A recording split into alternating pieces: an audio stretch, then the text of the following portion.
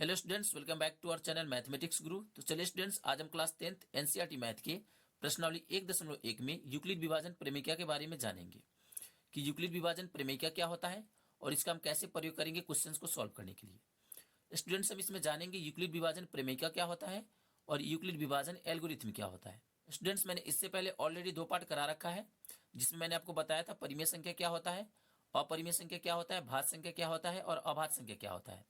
उसके बारे में मैंने फुली डिटेल बता रखा है। अगर अभी तक आपने उस लेक्चर को नहीं देखा है तो कृपया पहले आप उस लेक्चर को देखिए, उसके बाद आप इस वीडियो के आके देखिए, तब जाके ये आपको कहीं बेटर समझ आएगा। तो चलिए स्टूडेंट्स, स्टार्ट करते हैं। ये देखिए क्या दिया गया है, यूक्लिड विभाजन प्रमेयिका।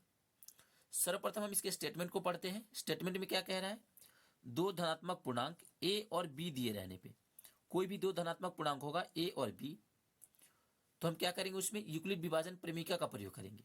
आइए पहले और पढ़ते हैं। कह रहा है 2 धनात्मक पूर्णांक ए और बी दिए रहने पे ऐसी अद्वितीय पूर्ण संख्या क्यू और आर विद्यमान है कि ए बराबर बी क्यू प्लस आर, जहां ये जो 0 है हमेशा आर से छोटा होगा या फिर आर के बराबर होगा, और ये जो आर है हमेशा बी से छोटा होगा। एक बार फिर समझिए, ये जो आर है हमेशा 0 से बड़ा होगा या फिर 0 के बराबर होगा, लेकिन ये जो आर है ये बी से हमेशा छोटा होगा। ठीक है, तो आइए इसको समझने के लिए एक उदाहरण लेंगे और देखेंगे कि ये मेरा क्या है और ये कौन सा बला है, इन दोनों को हम देखेंगे। तो चलिए इसको समझने के लिए एक उदाहरण लेते हैं। मान लीजिए हमारे पास कोई संख्या है, ये देखिए ले लेते हैं 8 और 12। ये मेरे पास 2 संख्याएं हैं। अब हमें क्या करना है, इसमें हमें देखना है कि ए कौन सा है और बी कौन सा है।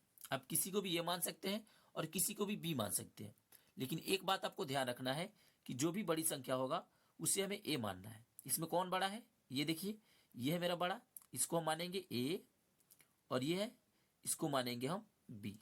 छोटे वाले को मानेंगे बी और बड़े वाले को मानेंगे ए। तो देखिए यहाँ पे क्या है, 12 है और 8 है। इन दोनों में कौन बड़ा है, 12 बड़ा है, तो जो बड़ा होगा वो छोटे वाले को तीर मारेगा। यहाँ देखिए ये मेरा नहीं होगा, ये हमने इसको चिन्ह से दर्शा लिया है। उसी तरह इसको भी दर्शाएंगे, ए और बी। कौन सा बड़ा है जी, ए बड़ा है या बी बड़ा है। देखिए ए 12 है और बी 8 है, तो बेसिकली क्या है कि ये जो ए है यही बड़ा है, तो हम इसको ऐसे दर्शा लेंगे बड़े के चिन्ह से।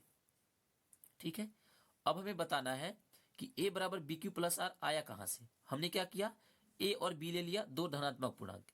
यहाँ देखिए ये भी धनात्मक ये भी धनात्मक, इसके पहले कुछ नहीं तो प्लस है, तो ये दोनों धनात्मक है। मैंने 2 धनात्मक पूर्णांक ले लिया है। अब हम इसे समझेंगे कि ये जो मेरा फॉर्मूला है ए बराबर बी क्यू प्लस आर, ये कहां से आया और ये क्या दिया गया है, इसको हम समझेंगे।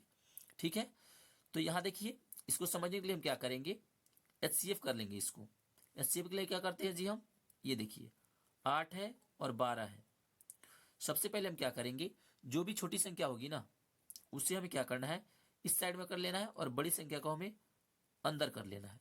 ठीक है, ये मेरा एचसीएफ है जो कि आप पहले भी पढ़ रखे हैं, तो इसी का प्रयोग करके हम पता करेंगे कि ये मेरा कहां से आया है, 2। ठीक है, तो चलिए 8 से भाग देंगे 12 में, कितने से कटेगा, 8 एकम 8, ये घटाएंगे तो मेरा क्या हो जाएगा, 4 हो जाएगा। ठीक है जी, ये मेरा क्या हो गया, भाग हो गया। मैंने आपको बता रखा है कि ये मेरा क्या होता है, आप पहले भी पढ़ चुके हैं कि ये होता है मेरा भाज्य और ये होता है मेरा भाजक, ये होता है भागफल, और ये जो नीचे वाला होता है ये होता है मेरा शेष। ठीक है, देखिए अगर हम भाग बनाते हैं तो उसकी जांच के लिए हम क्या करते हैं, इन सभी सूत्रों को रखते हैं। जैसे इसका सूत्र क्या हो जाएगा, भाज्य बराबर क्या होता है, भाज्य बराबर इसको और इसको गुणा कर लेंगे, भाजक गुणे भागफल, क्या हो जाएगा, भाजक गुणा भागफल, और प्लस हम कर लेंगे इसमें शेष। ठीक है, आइए इसकी जांच कर लेते हैं, हमने जो ये भाग बनाया है वो मेरा सही है या नहीं है। ठीक है, ये मेरा सिर्फ अभी हमने इसको भाग बनाया है, यहाँ पे हम इसके मान को पुट करेंगे। भाज्य कौन सा है, देखिए ये मेरा भाज्य है, भाज्य क्या है जी 12, और बराबर है तो बराबर, भाजक कौन सा है 8, या कुछ नहीं तो गुणा है, भागफल कौन है, यहाँ देखिए भागफल मेरा 1 है, और यहाँ प्लस है तो प्लस, शेष क्या आया है 4 आया है। देखिए अगर इसको हम गुणा करेंगे और जोड़ करने के बाद अगर 12 आ गया तो मेरा सही है, अगर नहीं आया तो गलत है। देखते हैं जरा इसको। इधर 12 है तो 12 को रहने देंगे, 8 एकम 8 और ये हो गया 4। देख सकते हैं आप यहाँ पे, इन दोनों को जोड़ेंगे तो क्या प्राप्त हो जाएगा, इधर भी 12 और इस साइड तो 12 है ही पहले से, ये दोनों तरफ बराबर आ गया। मतलब क्या है कि हमने जो ये बनाया है भाग वो मेरा बिल्कुल सही है। ये हमने छोटे क्लास में भी पढ़ रखा है कि भाज्य बराबर भाजक गुने भागफल प्लस शेष होता है। ठीक है, अब इसी में हम क्या करेंगे, थोड़ा सा फेरबदल करेंगे और हमें पता चल जाएगा कि ये जो मेरा फॉर्मूला है वो कहाँ से आया है। ठीक है, आपको यहाँ थोड़ा सा दिमाग लगाना है। यहाँ देखिए, हमने इसको पहले क्या माना था, 12 को हमने भाज माना है, लेकिन अब हम क्या कह देंगे, अब हम इसको कह देंगे ए, और इस साइड को हमने भाजक कहा था, अब हम इसको कह देंगे बी। और ये देखिए, भागफल को हम क्या बोलते हैं, क्विसेंट बोलते हैं, क्विसेंट को हम क्या कहेंगे, क्यू। ठीक है, और ये शेषफल को हम रिमाइंडर बोलते हैं, तो रिमाइंडर को हम क्या बोलेंगे, R. R for remainder, Q for quotient. ठीक है, और इसको हमने क्या मान लिया, ए, और इसको हमने मान लिया बी। यहां देखिए, ये जो मेरा फॉर्मूला था ये हमें पहले से ही पता था कि हम इसका प्रयोग भाग बनाने के लिए करते हैं, लेकिन यूक्लिड ने कहा कि हम इस फॉर्मूला का प्रयोग करके एचसीएफ भी निकाल सकते हैं। ये देखिए, हमने इसका प्रयोग करके यहां तक भाग निकाला है, लेकिन हमें क्या निकालना है, एचसीएफ निकालना है। तो थोड़ा सा हम यहाँ पे दिमाग लगा लेंगे। इसको हमने ए मान लिया, इसको हमने बी मान लिया, इसको हमने क्यू मान लिया, और ये जो रिमाइंडर है इसको हमने आर मान लिया। ठीक है, तो यहाँ देखिए, यहां से हमें क्या सूत्र प्राप्त हो जाएगा, भाज की जगह हमने क्या मान लिया, ए, यहाँ बराबर है तो बराबर, भाजक की जगह हमने क्या माना है, बी, यहाँ गुणा है तो गुणा। देखिए, भागफल को हमने क्या मान लिया यहाँ पे, क्यू, और यहाँ प्लस है तो प्लस, और शेष को हमने क्या माना है, आर। देखिए, यहां से हमें क्या फॉर्मूला प्राप्त हो गया, ए बराबर बी क्यू प्लस आर। ये देखिए, ये हमें फॉर्मूला प्राप्त हो गया, और यही है मेरा ये वाला फॉर्मूला जो कि हमें निकालना था। ये देखिए, ए बराबर बी क्यू प्लस आर, तो यहां भी है ए बराबर बी गुणा क्यू प्लस आर। यहां भी गुणा हिडन है, कुछ नहीं है तो ठीक है, और यहां भी गुणा है, तो ये दोनों मेरा सेम हो गया। ये हमें पता चल गया कि ये जो फॉर्मूला है वो इसी से आता है, जैसा कि हमने छोटे क्लास में भी पढ़ा था। लेकिन हमने क्या पढ़ा था कि भाज्य बराबर भाजक गुने भागफल प्लस शेष होता है, लेकिन इस क्लास में हमें क्या करना है, इसका प्रयोग करके सभी क्वेश्चंस को सॉल्व करने हैं।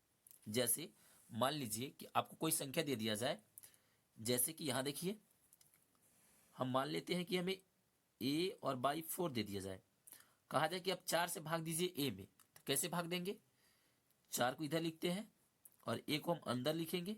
जैसा कि यहां देखिए, हमने कैसे भाग दिया है, ये इसको हम ऐसे भी लिख सकते थे 12, और इस 8 को हम नीचे लिख सकते थे, तो हम कहते थे कि 8 से भाग दे दीजिए 12 में। उसी तरह ये हो गया, हमको क्या करना है, 4 से भाग देना है a में, क्या हो जाएगा ये देखिए, 4 को हम यहाँ पे लिखेंगे, यहाँ पे जो होता है उसको हम अंदर लिखते हैं। अब देखिए, 4 के टेबल में a नहीं आता है, तो हमने क्या माना था यहाँ पे हमने माना था a, जैसा कि आप यहाँ देख सकते हैं, इसको हमने क्या माना था a, तो ये a तो ऑलरेडी गिवन है, लेकिन इस साइड को हमने क्या माना था, b, तो ये मेरा क्या हो जाएगा, b हो जाएगा। और इसको हमने क्या माना था जी, यहाँ देखिए, इसको हमने q माना था, और नीचे जो भी आ रहा था शेष उसको हमने r माना था। तो यहां से हमें क्या प्राप्त होगा, यहां देखिए, ये हो जाएगा मेरा a बराबर, जैसा कि भाज बराबर था भाजक गुने भागफल प्लस शेष। यहां देखिए, तो यहाँ पे भाज क्या आ गया, ये है मेरा भाज, तो a बराबर b गुणा क्यू, b गुणा क्यू, तो b गुणा क्यू, और यहाँ पे क्या है, प्लस आर। यही मेरा फॉर्मूला है, आप यहाँ देख सकते हैं। लेकिन यहाँ पे ये मेरा b का मान कितना है, 4 दिया गया है, तो हम इसको सजा के कैसे लिख देंगे, a बराबर b का मान मेरे यहाँ पे दिया गया है 4, और q है तो q, और प्लस r का मान कुछ नहीं है, तो हम इसको ऐसे ही रहने देंगे। ये देखिए, ये हो गया मेरा इस तरह का। तो इसमें हमें कैसा क्वेश्चन सॉल्व करना है, इसके बारे में हम जानते हैं कि हमें कौन कौन सा क्वेश्चन सॉल्व करना है। ठीक है, ये देखिए, इसको तो हमने सिद्ध कर लिया, लेकिन अब हमें ये बताना है कि ये क्या है, इसके बारे में जानना है। तो यहां देखिए, इसको भी थोड़ा जान लेते हैं। क्या कह रहा था वहां पे, कह रहा है ये, यहां देखिए ऐसे ही दिया गया था वहां पे। इसका मतलब क्या हुआ कि ये जो रिमाइंडर है, रिमाइंडर मतलब क्या हो गया, शेष। इसको एक और विधि से लिख देते हैं, 0 बड़ा या बराबर है, आर हम किसको कह रहे हैं, देखिए आर हमने शेष को बोला है, तो यहाँ पे हम शेष लिख देंगे आर के जगह पे, और ये बड़ा है तो बड़ा, बी किसको हमने कहा था, यहाँ देखिए ये मेरा बी, यहाँ देखिए ये है मेरा बी क्या है, भाजक। तो हम यहाँ पे लिख देंगे भाजक। अब देखिए यहां से आपको कुछ समझ आएगा, थोड़ा सा आपको ध्यान देना है। ये जो मेरा शेष है ये हमेशा बड़ा होगा या फिर बराबर होगा जीरो के। ये शेष है ये जीरो से बड़ा होगा या फिर जीरो के बराबर होगा, दो ही कंडीशन हो सकता है। ये जो शेष है या तो जीरो से बड़ा होगा या फिर जीरो के बराबर होगा। जैसे यहाँ देखिए, यहाँ जब हमने भाग दिया है तो ये जो मेरा शेष है ये क्या है, जीरो से बड़ा है शेष। ये शेष क्या है, जीरो से बड़ा है, लेकिन ये मेरा क्या है, इस बी से छोटा है। ये देखिए इस बी से छोटा है। ये जो मेरा शेष है ये जीरो से तो बड़ा है लेकिन इस बी से छोटा है। वहीं पे यहाँ पे कह रहा है, देखिए क्या कह रहा है, ये जो आर है ये तो जीरो हो सकता है या फिर जीरो से बड़ा हो सकता है। तो जैसा कि हमें यहाँ पे प्राप्त हुआ है जीरो से बड़ा है ये 4, और ये बी से हमेशा छोटा होता है ये आर। यहाँ देखिए ये बी से छोटा था, ये बी से छोटा है मेरा आर, ये आर है। देखिए ये बी से छोटा है, बी 8 है और आर जो मेरा है वो 4 है। तो आर मेरा छोटा है किससे, बी से। यही कंडीशन हर जगह होगा कि ये जो बी होगा वो हमेशा आर से छोटा होगा। ठीक है, एक और उदाहरण लेते हैं इसको समझने के लिए। मान लीजिए कि हम किसी संख्या से भाग दे देते हैं किसी संख्या में। यहाँ देखिए अगर हम 8 से भाग दे देते हैं यहाँ 15 में तो क्या हो जाएगा, 8 एकम 8, ये हो जाएगा मेरा, घटेगा तो क्या हो जाएगा, 8 एकम 8 घटेगा तो 7। यहाँ पे थोड़ा दिमाग लगाना है। इसको हमने क्या माना था, इस बीच वाले को हमने कह दिया था ए, इस साइड वाले को हमने कहा था बी, इस साइड वाले को हमने कहा था क्यू, और नीचे जो बच रहा है उसको हमने रिमाइंडर बोल दिया, मतलब आर बोल दिया। अब इसको थोड़ा सजा के देखते हैं, जो मेरा फॉर्मूला है उसके हिसाब से। ये मेरा फॉर्मूला, तो ये ए क्या है, ए बराबर बी गुणा क्यू प्लस आर, यही मेरा फॉर्मूला है। इसके ऊपर मान को रखते हैं। मान क्या दिया गया है, यहाँ देखिए ए का मान है 15 और बराबर बी का मान क्या है जी 8 है, और गुणा है तो गुणा क्यू का मान क्या है 1 और प्लस आर। आर मेरा कहाँ है, ये देखिए ये मेरा आर। ठीक है, अब देखिए इसको जब हम गुणा करेंगे 8 एकम 8 और 7 को जोड़ेंगे तो 15 आ जाएगा। दोनों तरफ तो बराबर हो गया, ये मेरा सेटिस्फाइड हो गया कि ये जो हमने भाग बनाया है वो मेरा सही है। ठीक है, लेकिन इस पे रख के देखते हैं कि कंडीशन सही है कि नहीं। यहाँ पे क्या कह रहा है जी, ये जो शेष होगा हमेशा बड़ा होगा जीरो से या फिर जीरो के बराबर होगा। यहाँ देखिए शेष क्या है, जीरो से बड़ा है, वही यहाँ पे कह रहा है कि शेष जीरो से बड़ा होगा। ठीक है, अगर बड़ा नहीं होगा तो बराबर होगा जीरो के। ये देखिए शेष क्या है, जीरो से बड़ा है, और ये जो शेष है ये हमेशा बी से छोटा होगा। बी कौन सा है, ये देखिए ये जो मेरा शेष है 7, ये बी से छोटा है। बी क्या है जी 8 है, तो 8 से छोटा है मेरा 7। तो यही कह रहा है कि जो बी होगा ना वो हमेशा आर से बड़ा होगा, और ये जो आर है हमेशा बी से छोटा होगा। ठीक है, अब देखिए हमें क्या पढ़ना है इसमें, हमें तो एचसीएफ निकालने के बारे में जानना है, तो उसके बारे में हम जानेंगे थोड़ा देर के बाद। लेकिन यहाँ पे आइए, हमें इसमें क्या पढ़ना है, ये जो मेरा दिया गया है यूक्लिड विभाजन प्रमेय, ये क्या होता है इसके बारे में थोड़ा हम डिस्कस कर लेते हैं। ये देखिए ये यूक्लिड विभाजन प्रमेय का इसका नाम क्यों पड़ा, ये थोड़ा अजीब सा नाम है, लेकिन इसका नाम ये क्यों पड़ा, दूसरा नाम क्यों नहीं पड़ा, इसके बारे में हम जान लेते हैं।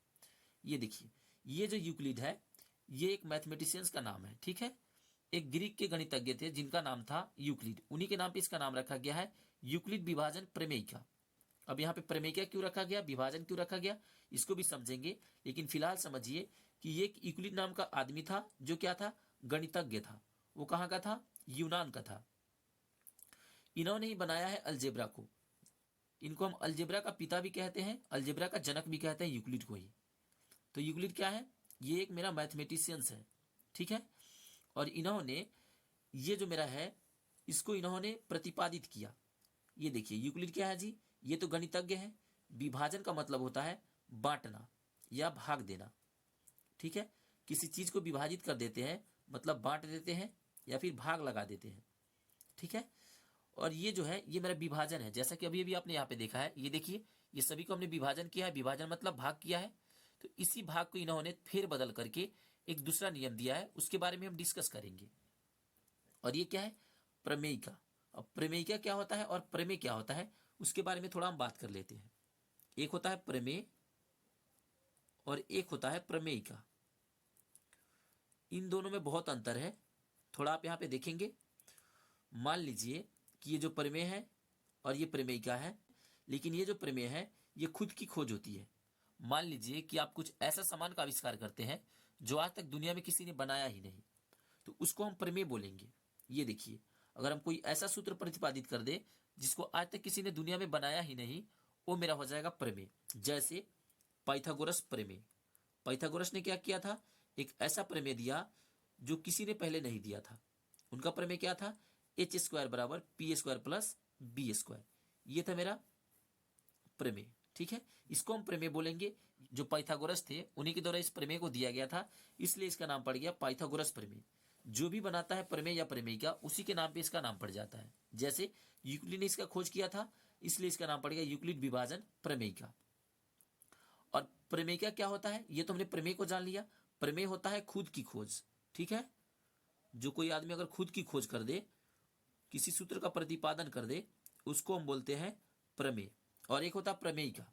प्रमेयिका होता है ये जो प्रमेय खोजा गया है ना, मान के चलिए ये जो प्रमेय खोजा गया है पाइथागोरस प्रमेय, इसी में कुछ फेर बदल कर दे और एक ऐसा सूत्र दे दे जिससे कुछ और भी बनने लगे, तो इसको हम बोल देंगे प्रमेयिका। जैसे मान लीजिए कि दुनिया में आज तक किसी ने अगर मोबाइल नहीं बनाया होता, तो हम मोबाइल अगर बना लेते तो मेरे क्या हो जाता? प्रमेय हो जाता। अगर नहीं बना होता तो जब हम बनाते उसको तो मेरा प्रमेय हो जाता। लेकिन अगर किसी ने मोबाइल बना दिया और आप उसी मोबाइल में थोड़ा फेर बदल करके एक और मोबाइल बना देते हैं, तो वो मेरा हो जाता है प्रमेय का। थोड़ा सा फेर बदल करेंगे, दूसरा मोबाइल बन जाएगा। जैसे ये जो बनाया उसमें एक सिम स्लॉट होगा, आप बना देंगे उसमें 2 सिम स्लॉट होगा, तो थोड़ा सा परिवर्तन हो गया, तो उसी परिवर्तन को हम प्रमेयिका बोलते हैं। जैसे प्रमेयिका एक सिद्ध किया हुआ कथन होता है, समझ गए? ये देखिए, ये सिद्ध किया हुआ कथन है, इसी में थोड़ा सा फेर बदल करेंगे तो प्रमेयिका बन जाएगा। उसी तरह ये जो मेरा दिया गया है ये प्रमेयिका है, क्योंकि ये मेरा पहले से ही पता है कि भाज बराबर भाजक गुने भागफल प्लस एसफल होता है। ये हमने छोटे क्लास में भी पढ़ रखा है। तो ये सिद्ध किया हुआ कथन था, इसी में थोड़ा सा फेर बदल किया यूक्लिड ने, तो इसका नाम पड़ गया यूक्लिड विभाजन प्रमेयिका। ये क्या होता है? खोजी गई प्रमेय को नई रूप देना। ठीक है, यहां पे लिख देते हैं, आपको याद हो जाएगा। खोजी गई प्रमेय को नई रूप देना। कोई भी प्रमेय होगा, अगर उसको आप नया रूप दे देते हैं तो वही मेरा हो जाता है प्रमेयिका। ठीक है, अब देखिए हम इसमें क्या पढ़ना है उसके बारे में जानते हैं। प्रमेयिका में हमें कौन कौन से क्वेश्चन सॉल्व करने हैं उसके बारे में हम थोड़ा जान लेते हैं। यहां देखिए, मान लीजिए कि आपके पास कोई संख्या ऐसे दे दिया जाए 2m। ये क्या है जी? 2m। 2 क्या है जी? मेरा सम। सम है, तो आपको कहेगा बताइए कि ये जो 2m है वो सम पूर्णांक है या नहीं है, ये आपको दर्शाना पड़ेगा। सम पूर्णांक। सम संख्या को हम 2m के रूप में आराम से लिख सकते हैं। ठीक है, और विषम संख्या को हम ऐसे लिख सकते हैं 2m प्लस 1। देखिए, ये एक क्या है? ये एक मेरा विषम संख्या है, तो ये 2m प्लस 1 क्या हो गया? विषम पूर्णांक हो गया। अब ये पूर्णांक क्यों हुआ? क्योंकि यहां देखिए ये सभी प्लस में है, तो ये विषम पूर्णांक हो जाएगा, ये सम पूर्णांक हो जाएगा। पूर्णांक कभी भी रूट में नहीं होता है, एक बात को आप याद रखेंगे। तो आपके बुक में जब दिया रहे कि सम पूर्णांक ज्ञात करना है और विषम पूर्णांक ज्ञात करना है, या फिर आपको कैसे कह दिया जाए, यहां देखिए, अगर आपके बुक में कहा जाए कि 2m प्लस 1 ज्ञात कीजिए, 2q प्लस 1 ज्ञात कीजिए, ऐसे करके रहे 4q प्लस 2 ज्ञात कीजिए, ऐसे करके जो भी क्वेश्चन होगा ना विषम पूर्णांक या सम पूर्णांक ज्ञात करने के लिए कहा जाए, उसका प्रयोग हम यूक्लिड विभाजन प्रमेयिका से करेंगे। ठीक है, और यूक्लिड विभाजन प्रमेयिका का प्रयोग करके ऐसे क्वेश्चन को हम सॉल्व करेंगे। जहां भी कहा जाए कि सिद्ध कीजिए कि ये जो है 2m प्लस 1 या 2m ये मेरा सम पूर्णांक है और विषम पूर्णांक है, ऐसे करके जहां भी क्वेश्चन दिया रहेगा, ऐसे करके जहां भी क्वेश्चन दिया रहेगा, उन सभी को हम यूक्लिड विभाजन प्रमेयिका का प्रयोग करके सॉल्व करेंगे। ठीक है, तो ये तो था मेरा यूक्लिड विभाजन प्रमेयिका। अब आइए हम यूक्लिड विभाजन एल्गोरिथम को देखते हैं कि यूक्लिड विभाजन एल्गोरिथम क्या होता है। अब आइए स्टूडेंट्स, हम यूक्लिड विभाजन एल्गोरिथम के बारे में जानते हैं कि यूक्लिड विभाजन एल्गोरिथम क्या होता है। आप इसको बढ़िया से समझिएगा, चूंकि इसमें बहुत सारे लोग कंफ्यूज हो जाते हैं कि यूक्लिड विभाजन प्रमेयिका क्या होता है और यूक्लिड विभाजन एल्गोरिथम क्या होता है। चूंकि ये दोनों इतना अंतर्निहित है कि लोग इसमें भूल जाते हैं, तो आपको इस पर गौर करना है, बढ़िया से देखना है, तब जाके ये आपको समझ आएगा। चलिए आइए देखते हैं यहाँ पे क्या कह रहा है। यूक्लिड विभाजन एल्गोरिथम में कह रहा है इसका प्रयोग दो धनात्मक पूर्णांक के एचसीएफ ज्ञात करने के लिए किया जाता है। कोई भी दो धनात्मक पूर्णांक आप ले सकते हैं। मान लीजिए कोई धनात्मक पूर्णांक है ए और बी, कोई भी धनात्मक पूर्णांक आप ले सकते हैं। आप चाहे तो सी और डी भी ले सकते हैं, कोई दिक्कत नहीं है, आप कुछ भी ले सकते हैं, वो दोनों मेरा धनात्मक पूर्णांक होना चाहिए। मान लीजिए कि हम कोई धनात्मक पूर्णांक लेते हैं 8 और 7, ये मेरा दोनों धनात्मक पूर्णांक है। तो दोनों धनात्मक पूर्णांक जब दिया रहेगा तो ऐसे पूर्णांक का हम एचसीएफ निकालेंगे यूक्लिड विभाजन एल्गोरिथम का प्रयोग करके। कब निकालेंगे? जब एचसीएफ निकालने के लिए कहा जाए तब। ये मेरा कंडीशन है, ठीक है। अब यहां देखिए क्या कह रहा है, एचसीएफ। थोड़ा एचसीएफ को समझ लेते हैं, एचसीएफ निकालने के लिए कह रहा है, तो एचसीएफ को थोड़ा समझेंगे। एचसीएफ क्या होता है? एचसीएफ का फुल फॉर्म होता है हाईएस्ट कॉमन फैक्टर। यह हाईएस्ट कॉमन फैक्टर क्या होता है, इसके बारे में आप पहले से भी जानते हैं, या आप छोटे क्लास में भी पढ़ रखे हैं, हाईएस्ट कॉमन फैक्टर, ठीक है। इसका एक और नाम होता है जिसको हम जीसीडी भी बोल देते हैं, जीसीडी। जी से क्या होगा? ग्रेटेस्ट, और सी से क्या होगा? कॉमन, और डी से होता है डिवाइजर, ठीक है। अब देखिए ये मेरा दोनों एक ही है, सिर्फ ये देखने में अलग है लेकिन दोनों का अर्थ एक ही निकलता है। ये मेरे क्या है? Highest common.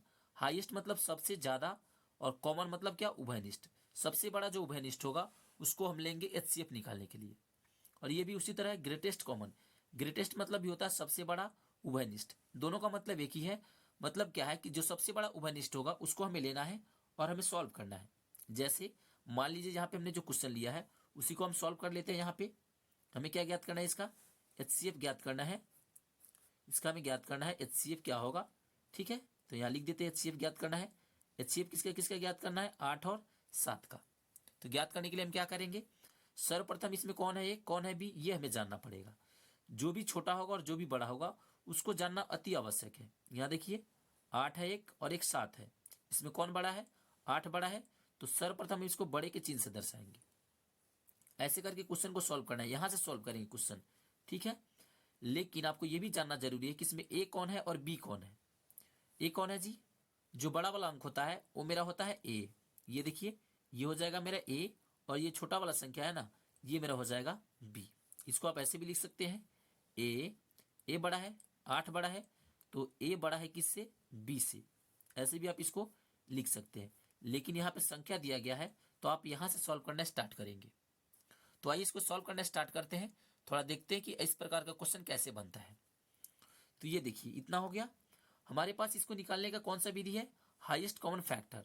एक तो हम गुणनखंड विधि से निकाल सकते हैं और एक इसको हम भाग विधि से निकाल सकते हैं। दो विधि है हमारे पास इसको सॉल्व करने का।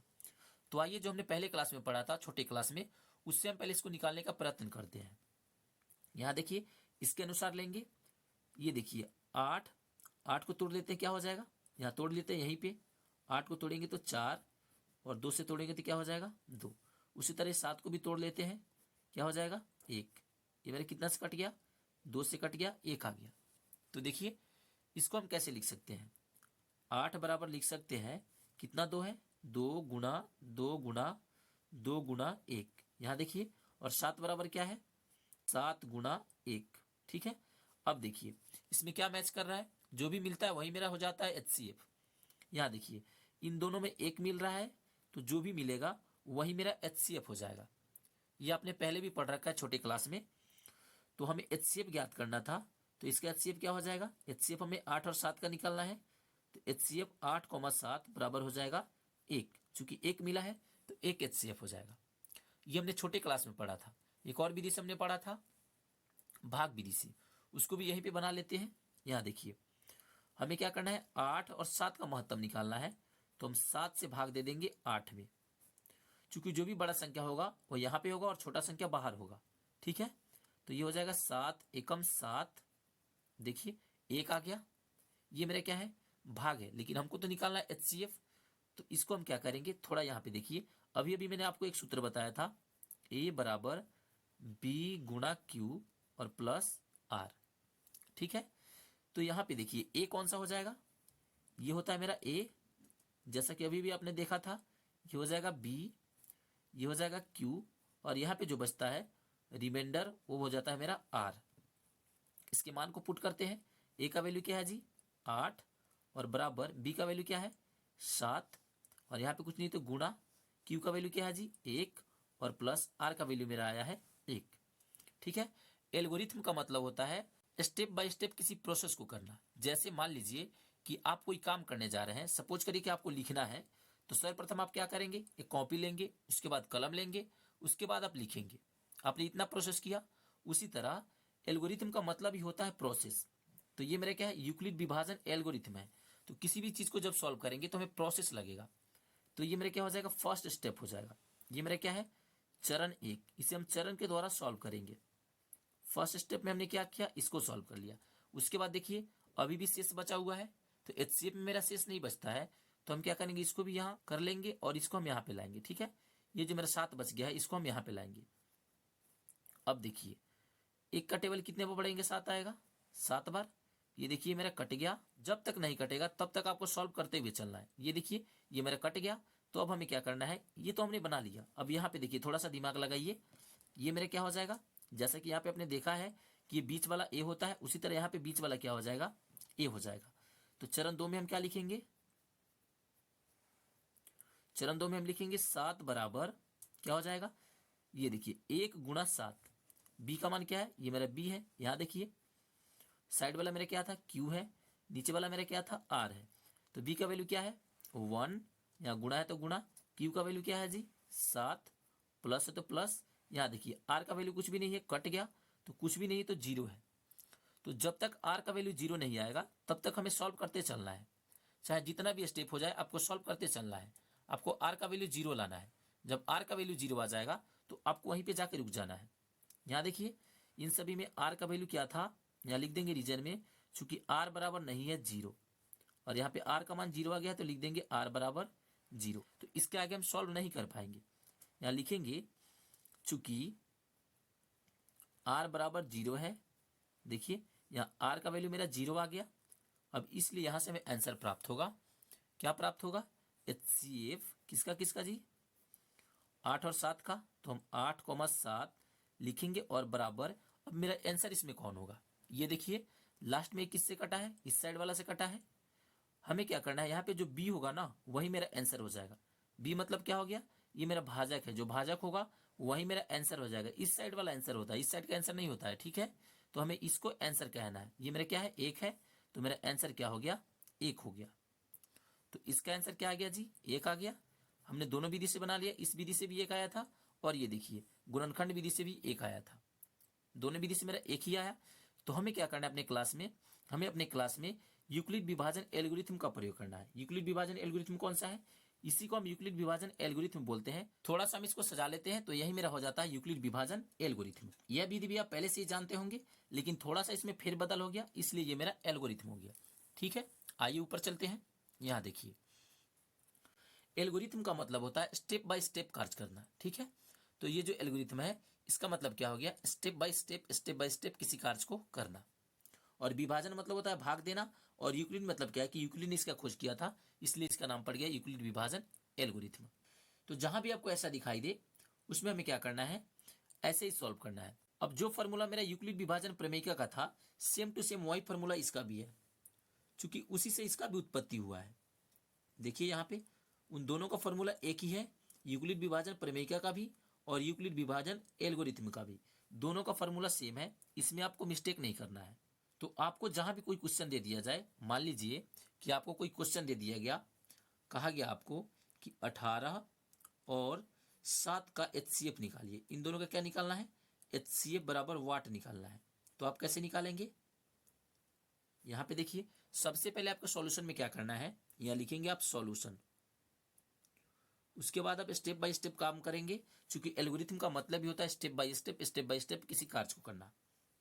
तो ये देखिए फर्स्ट स्टेप में आपको क्या करना है, इन दोनों में जो बड़ा होगा उसको लिख लेना है। यहाँ देखिए 18 है और 7 है, इन दोनों में कौन बड़ा है, 18 बड़ा है, तो हम इसको बड़े वाले चिन्ह से दर्शा लेंगे। ये हो गया।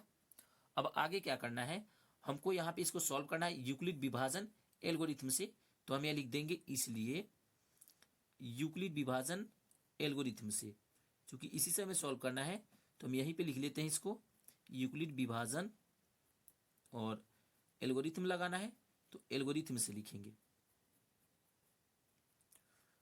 इसको आपको बढ़िया से समझना है, क्योंकि इसी पे आपका आधारित है एक्सरसाइज 1.1। ये आपको समझ आ गया तो एक्सरसाइज 1.1 बनाने में कोई दिक्कत नहीं होगा। ठीक है, तो यहां देखिए इसका सूत्र क्या होता है, अभी अभी मैंने आपके यहाँ पे बताया है, ए बराबर बी गुणा क्यू और प्लस आर। अब इसको कहीं भाग दे देना है, जैसे हम इसको यहीं पे साइड में भाग दे देते हैं, उसके बाद हम इसको सॉल्व करेंगे। चलिए यहीं पे दे देते हैं। देखिए क्या हो जाएगा, 7 दूना 14, ये घटेगा तो मेरा हो जाएगा 4। ये मेरा फर्स्ट स्टेप हो गया। स्टेप बाय स्टेप चलना है, तो फर्स्ट स्टेप क्या हो गया, ये हो गया।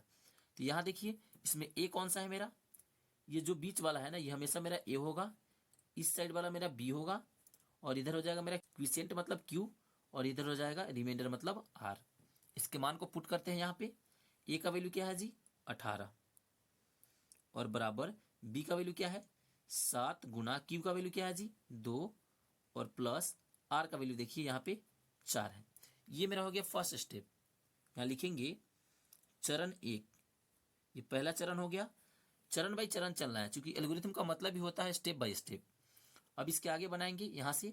अब इसको हमें भूल जाना है। यहाँ देखिए इसको हमको क्या करना है, इसको ब्रैकेट के अंदर घेर लेना है, और ये जो 7 है इसको हमें इस साइड में लाना है। ये जो मेरा 7 था इसको हमने इस साइड में लाया। अब बताइए 4 का टेबल कितने बार पढ़ेंगे कि 7 आएगा, एक बार पढ़ेंगे तो इससे 4 आ जाएगा, चूंकि 2 बार पढ़ेंगे तो 8 हो जाएगा ज़्यादा, तो हम एक बार पढ़ेंगे, ये हो गया मेरा 3। अब इसको आप भूल जाइए, इसका कोई ज़रूरत नहीं है। अब यहाँ पे थोड़ा दिमाग लगाना है आपको। ये 7 है, ये 4 है, ये 1 है, और ये 3 है। यहाँ पे देखिए स्टेप 2 में हम क्या करेंगे, अब इसमें जो मेरा मान आया है उसको डालेंगे। ये जो बीच वाला होता है ना, जैसे यहाँ देखिए बीच वाला ये था, उसी तरह ये बीच वाला मेरा क्या हो जाएगा, ए का मान आ गया 7।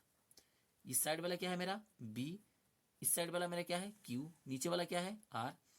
तो बी का मान क्या आया 4, और यहाँ पे क्या है जी गुणा, क्यू का मान क्या आया है देखिए यहाँ पे 1, और प्लस है तो प्लस, आर का मान देखिए क्या है 3 है। ठीक है, ये हो गया मेरा मान।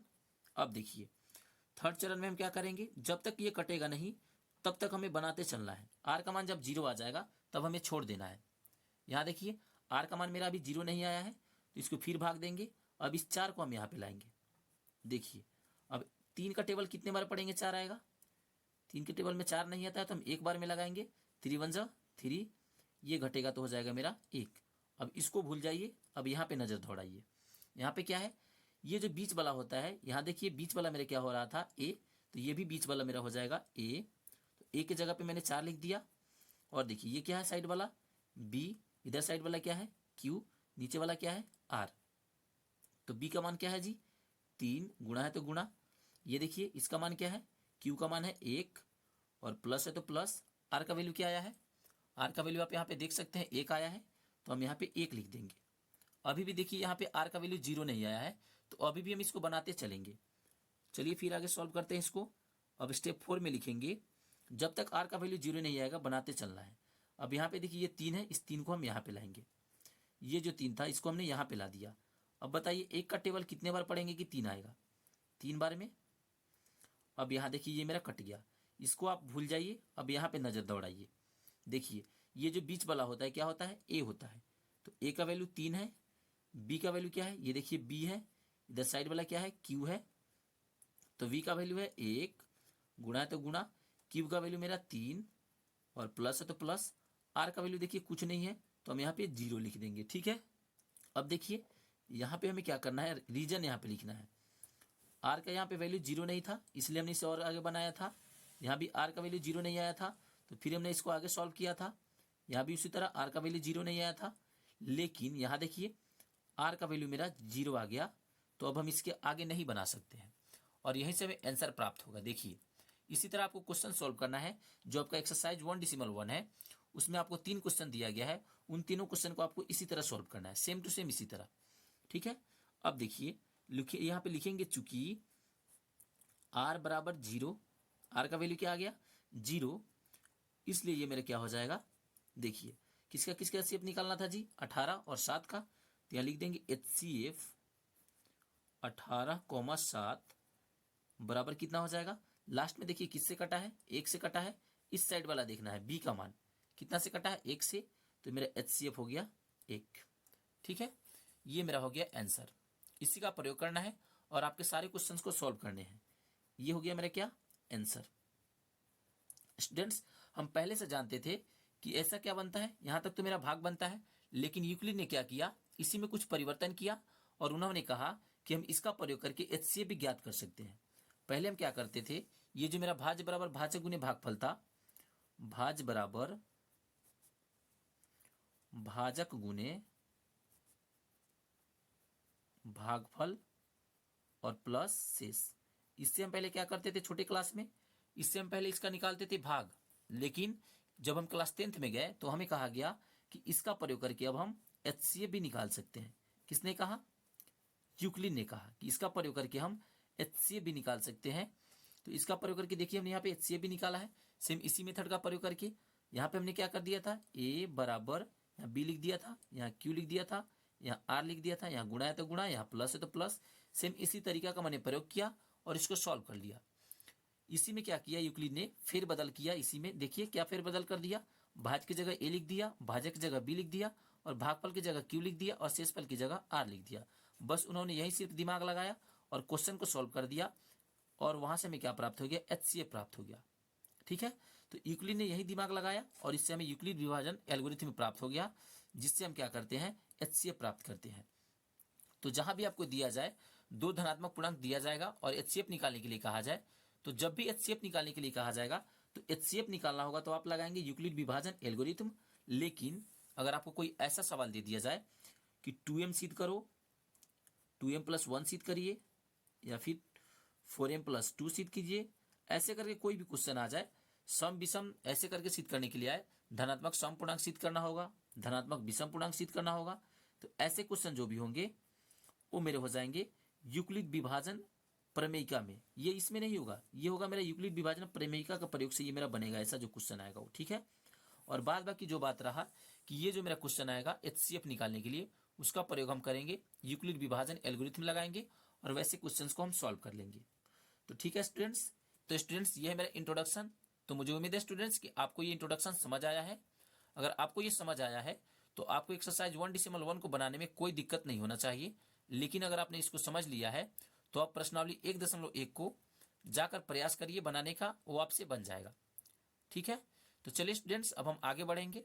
आगे बढ़ने से पहले स्टूडेंट्स, अगर अभी तक आपने हमारे इस चैनल को सब्सक्राइब नहीं किया है तो कृपया आप हमारे इस चैनल मैथमेटिक्स गुरु को लाइक शेयर और सब्सक्राइब जरूर कर ले। थैंक यू, मिलेंगे फिर नेक्स्ट वीडियो में, तब तक के लिए बाय।